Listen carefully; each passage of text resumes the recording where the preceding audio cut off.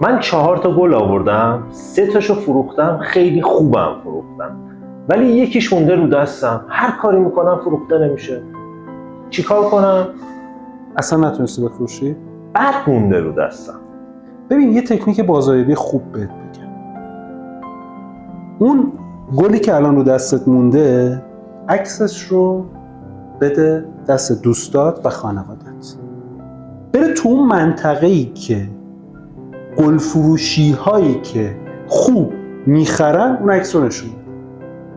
اونجایی که سودت بالاست. بازه 20 روزه. بعد 20 روز خودت برو اونجا گله رو بفروش.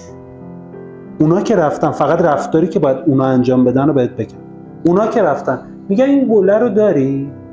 این گله رو من خونه عمم دیدم، شوهر عمم دیدم، خوشم آمده، این گله رو میخوام، داری؟ اون میگه ندارم دیگه، درسته؟ تو بعد 20 روز برو این گله رو ارائه بده. اون آدم، اون گل فروشه از تو میخره. تو میتونی همه گلاتو بفروشی.